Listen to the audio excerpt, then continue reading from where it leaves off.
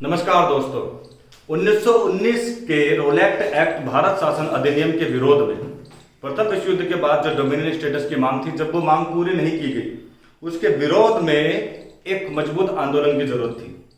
लगातार 3 आंदोलन जीतने के बाद खेड़ा का, अहमदाबाद का और चंपारण का, गांधी जी एकमात्र वो व्यक्ति थे जो पूरे भारतीयों को एकजुट कर सकते थे, या उनके विचारों में हिंदू मुस्लिम सारी भारतीय समाज की एकता नजर आती थी और लोग उनके रूप में एक नया नेतृत्व देख रहे थे। इतने बड़े स्तर पर आंदोलन शायद ही भारत की भूमि पर उस समय तक कभी हुआ हो। 1857 की क्रांति के बाद एक नेतृत्व भारत को ऐसा लगा जैसे मिल गया और एक पृष्ठभूमि तैयार की जा रही है। इतना अन्याय जो भारतीयों के साथ हो रहा है, इसका प्रतिशोध का बदला कौन लेगा, कौन आगे आएगा। और ऐसे में महात्मा गांधी वो एक चेहरा सामने आ गया जिसकी आवश्यकता पड़ गई अंग्रेजों के खिलाफ बगावत करने के लिए। लेकिन किन आदर्शों पर महात्मा गांधी चलते हैं और महात्मा गांधी आंदोलन की क्या रूपरेखा तैयार करते हैं। इससे पहले हमने बताया था 1914 से 1918 तक प्रथम विश्व युद्ध चला था, जिसमें भारतीयों को जबरदस्ती सम्मिलित कराया गया था और यह प्रस्ताव रखा गया था कि इसके बाद अगर आप इस विश्व युद्ध में हमारा सहयोग करते हैं तो आपको हम डोमिनियन स्टेटस का दर्जा दे देंगे। मगर उसमें कामयाबी हासिल नहीं हुई। भारतीयों को उन्हें द्वैत शासन के नाम पर कम खर्चे वाले विभाग पकड़ा दिए गए, जिससे भारतीयों को ठगा सा महसूस होने लगा। और उसके बाद अतिरिक्त कर लगा करके रोलैक्ट एक्ट पारित किया। तैयार हो गया था स्टेज अंग्रेजों के खिलाफ बगावत के लिए। उसी का नतीजा ये रहा, उन दिनों विश्व युद्ध जीतने के बाद जो खलीफा पद था, अंग्रेजों ने उसको समाप्त कर दिया। विश्व भर के मुसलमान नाराज थे। भारत में उन दिनों खिलाफत आंदोलन भी चल रहा था। उस खिलाफत आंदोलन को लीड कर रहे थे शौकत अली और मोहम्मद अली। हिंदू प्लस मुस्लिम जहां पर एक हो गए, वहां पर अंग्रेज आधे हो गए। ये अंग्रेजों की भी अच्छी तरह से पता था। अब जो आंदोलन होगा, ये आंदोलन खिलाफत और हिंदुओं की तरफ से या पूरे भारत की तरफ से अंग्रेजों के खिलाफ होगा। रोलैक्ट एक्ट और भारत शासन अधिनियम 1919 के खिलाफ। अंग्रेजों को अच्छी तरह से पता था, अगर ये 2 समीकरण तैयार हो गए तो बहुत मुश्किल हो जाएगा भारतीयों को रोकना। ऐसे में असहयोग आंदोलन की पृष्ठभूमि तैयार हो गई और भारतीयों को सचेत कर दिया गया कि आंदोलन के लिए तैयार रहिएगा। मजेदार बात तो ये थी कि अंग्रेजों के खिलाफ आंदोलन तो होने वाला है, मगर उसके तरीके क्या होंगे। ये तरीके नहीं थे कि जाकर के लड़ाई की जाए, हथियार लूटे जाएं या बंदूकें चलाई जाए। गांधी जी का तरीका बड़ा ही सरल और सिंपल था। भाई, आप एक कक्षा में बैठे हैं, देखिए आप एक क्लास में बैठे हैं और क्लास में बैठने के बाद आपको क्या लगने लगा, किसी के साथ आपकी बनती नहीं है। अंग्रेज भारतीयों से कच्चा माल ले जाकर के भारतीयों को ही बेचते हैं, तो वो मुनाफा कमा रहे हैं। उस मुनाफे से उनको प्रॉफिट हो रहा है। किस तरह से देखिएगा, यहां से वो ले गए कच्चा माल लोहे के रूप में और वहां से उसके बदले में वो कुछ भी वो लेकर गया। लोहा यहां से वो सोचिए आप 5 रुपए पर केजी ले गए। जब वो वापस भारत में उसका कुछ भी बना के लाए, सोचिए दरार बना के लाए, कुछ बना के लाए, तो वही लोहा 50 रुपए किलो मिलने लगा। तो इससे 45 रुपया अंग्रेजों ने कमाया। यही कपास के साथ ऐसा तरीका अपनाया गया। गांधी जी का तरीका यह था कि आप एक काम करिएगा, ये सामान खरीदना ही बंद कर दो, कोई प्रॉफिट होगा ही नहीं। जब उनको कोई प्रॉफिट होगा ही नहीं तो भारत में रहने के बारे में ज्यादा वो सोचेंगे ही नहीं। इस तरह की अप्रोच गांधी जी ने रखी। उन्होंने कहा कि सरकारी नौकरियों से आप परित्याग कर दीजिएगा। जो अंग्रेज अपनी सेना में आर्मी रखते हैं इंडियंस को, इंडियंस क्या करें, सरकारी नौकरियों को छोड़ दें, नौकरियों में प्रवेश ना करें, किसान लगान ही ना दें, टोटल बहिष्कार करें। ऐसा ट्रीट करिए जैसे हम उनको जानते ही नहीं। जब उनको हमसे कोई प्रॉफिट होगा नहीं, हम उनके सामान खरीदेंगे ही नहीं, उनका काम करेंगे ही नहीं। वो हमें एक्चुअल में मजबूर करते हैं। 100 रुपया दिहाड़ी पर हमें मजदूर बना दिया। मजबूरन हम अपना पेट भरने के लिए उनके पास चले जाते हैं। गांधी जी ने वो नेतृत्व दिया, सब कुछ छोड़िए, अंग्रेजों की नौकरी करिए ही मत। अपने आप ही उनको आर्थिक तौर पर घाटा होगा, मजबूरन भारत को छोड़ना पड़ेगा। ये तरीका था।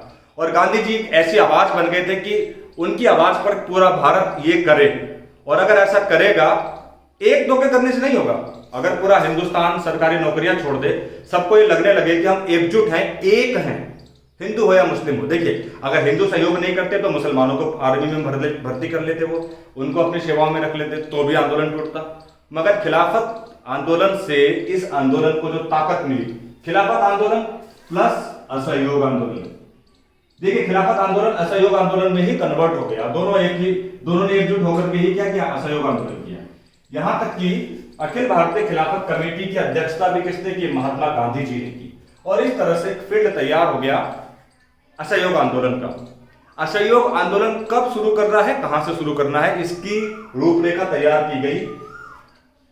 ये क्योंकि मूवमेंट की जून से ही ये तय हो गया था कि असहयोग आंदोलन होगा, मगर 1 अगस्त 1920 को बाल गंगाधर तिलक, लाल बाल पाल के सबसे सक्रिय सदस्य, केसरी पत्रिका के संपादक और मराठा शान जिसको हम बोलते हैं महाराष्ट्र की, बाल गंगाधर तिलक की मृत्यु हुई।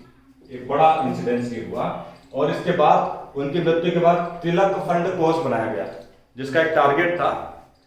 ये अपने टारगेट से भी ज्यादा रुपया ले गया, मतलब जितना असहयोग आंदोलन के लिए रुपया चाहिए था उससे कहीं ज्यादा पैसा जमा हो गया। तो इस आंदोलन की आप अहमियत समझिए कि लोग कितने बेचैन थे अंग्रेजों को हटाने के लिए। बढ़ चढ़कर पैसा वहां पर जमा किया गया। इस बार कांग्रेस के उस साल में 2 अधिवेशन हुए, एक हुआ सितंबर 1920 को, एक हुआ दिसंबर 1920 को। लाला लाजपत राय को पहली बार कांग्रेस का अध्यक्ष बनाया गया। हालांकि 1905-6 में स्वदेशी आंदोलन में लाला जी को अध्यक्ष बनाने को लेकर काफी विवाद हुए थे। लाल बाल पाल में से ये गरम दल के एकमात्र ऐसे सदस्य थे जिनको कांग्रेस का अध्यक्ष बनाया गया। ध्यान से सुनिएगा, 1920 में सितंबर 1920 के उस अधिवेशन में यह बताया गया कि असहयोग आंदोलन आरंभ होने वाला है और किन किन विषयों पर वो आंदोलन चलेगा। ठीक, असहयोग आंदोलन की रूपरेखा तैयार हो गई और उसका क्या बैकग्राउंड है देखिएगा। अंग्रेजों का बहिष्कार किया जाएगा। विद्यालय में जो छात्र हैं उनको अंग्रेजी विद्यालय छोड़ना पड़ेगा। अंग्रेजों के यहाँ पर जो सरकारी नौकरी कर रहे हैं उनको सरकारी नौकरी भी छोड़नी पड़ेगी। जो अभी तक अंग्रेजी कपड़े आपके पास आ गए हैं, वस्त्र आ गए हैं, उनको जला दिया जाए, बहिष्कार किया जाए। चुपचाप रैली निकाली जाए, विरोध प्रदर्शन किया जाए, मगर हिंसा जैसा कुछ किसी के साथ ना किया जाए। ये कुछ असहयोग आंदोलन के तरीके थे।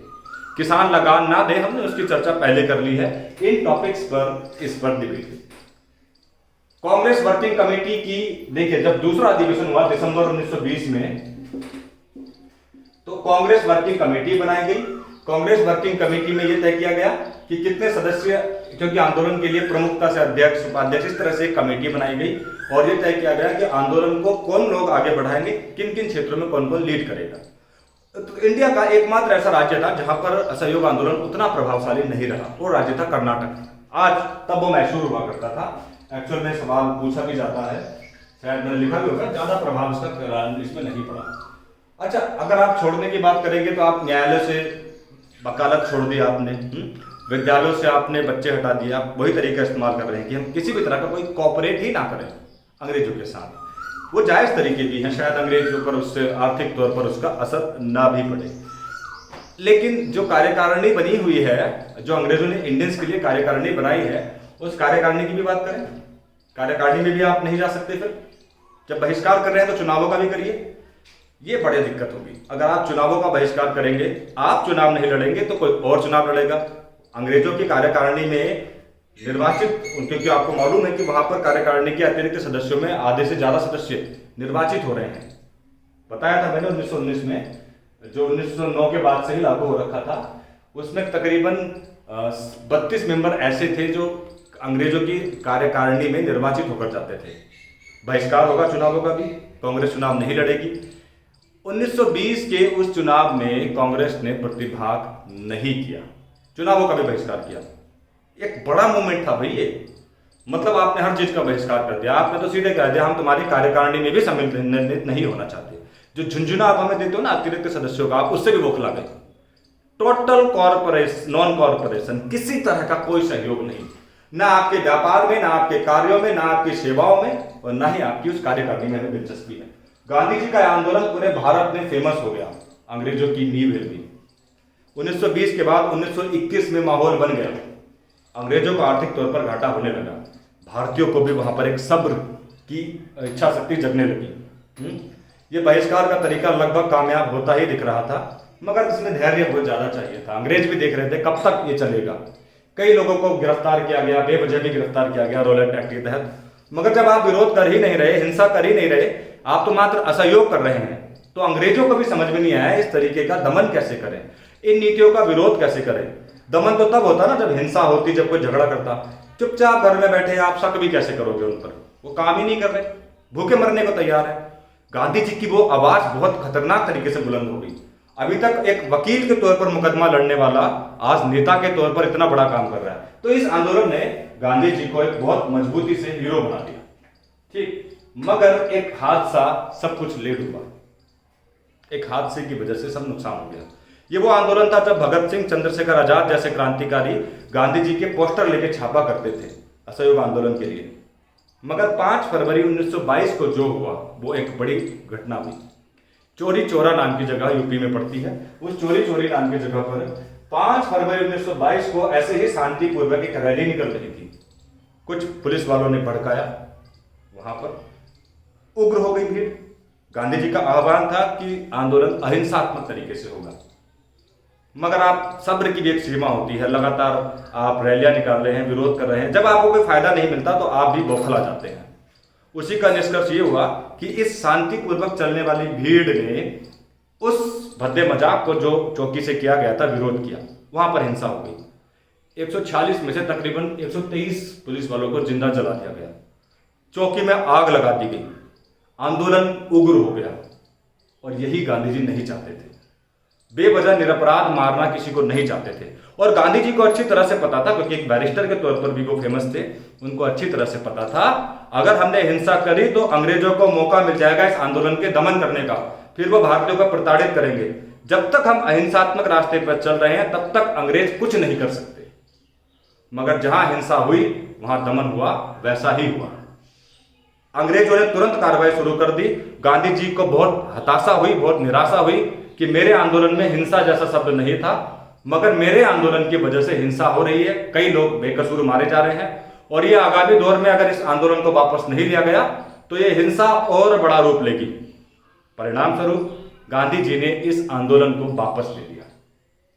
वापस लेते ही जितने भी आंदोलन में लोग जुड़े थे सबको जेल में भेज दिया गया, सबको अंदर कर दिया गया और बड़ी दिक्कतें हो गई।